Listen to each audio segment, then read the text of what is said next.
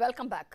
ಕಾಂಗ್ರೆಸ್ ಅಭ್ಯರ್ಥಿ ಎಚ್.ಕೆ. ಪಾಟೀಲ್ ಅನ್ನ ಸೋಲಿಸೋದಕ್ಕೆ CM ರಣತಂತ್ರವನ್ನ ಹೆಣೆದಿದ್ದಾರೆ. Gadag BJP ಅಭ್ಯರ್ಥಿಯ ಮನೆಗೆ ರಾತ್ರಿ ಸಿಎಂ ಬಸವರಾಜ ಬೊಮ್ಮಾಯಿ ಅವರು ದಿಢೀರ್ ಅಂತ ಹೇಳಿ ಭೇಟಿಯನ್ನ ಕೊಟ್ಟಿದ್ದಾರೆ.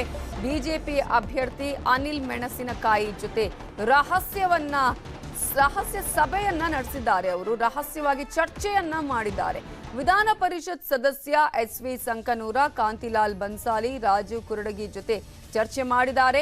ಭೇಟಿಗೆ ವಿಶೇಷ ಅರ್ಥ ಏನಿಲ್ಲ ಅಂತ ಹೇಳಿದ್ದಾರೆ ಸಿಎಂ ಬೊಮ್ಮಾಯಿ.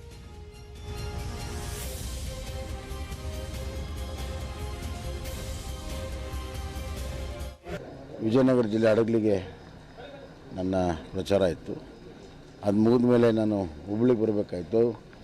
ಬರೋಕ್ಕಿಂತ ಮುಂಚೆ ಸ್ವಲ್ಪ ಮುಂಡ್ರಿಗೆ ಗದಗ ಮೇಲೆ ಹಾಸಿ ನಮ್ಮ ಫ್ರೆಂಡ್ಸ್ನೆಲ್ಲ ಭೇಟಿಯಾಗೋಣ ಅಂತ ಬಂದಿದ್ದೇನೆ ಅಷ್ಟೇ. ಅದಕ್ಕೇನು ವಿಶೇಷ ಮಾತೇನಿಲ್ಲ. ನಮ್ಮ ಫ್ರೆಂಡ್ಸ್ ಜೊತೆಗೆ ಪ್ರೆಸ್ ಫ್ರೆಂಡ್ಸು ಸಿಕ್ಕಿದ್ರಿ, ಭಾಳ ಸಂತೋಷ ಆಯಿತು.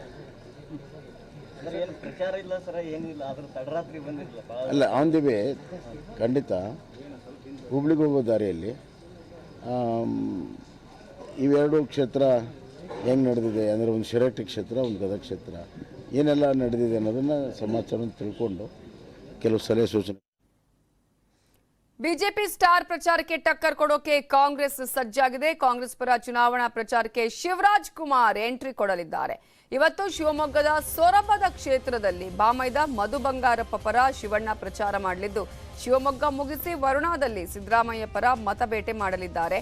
ನಂತರ ಹುಬ್ಬಳ್ಳಿ ಧಾರವಾಡ ಸೆಂಟ್ರಲ್ ಕ್ಷೇತ್ರದಲ್ಲಿ ಜಗದೀಶ್ ಶೆಟ್ಟರ್ ಪರವಾಗಿ ಶಿವಣ್ಣ ಪ್ರಚಾರವನ್ನ ನಡೆಸಲಿದ್ದಾರೆ.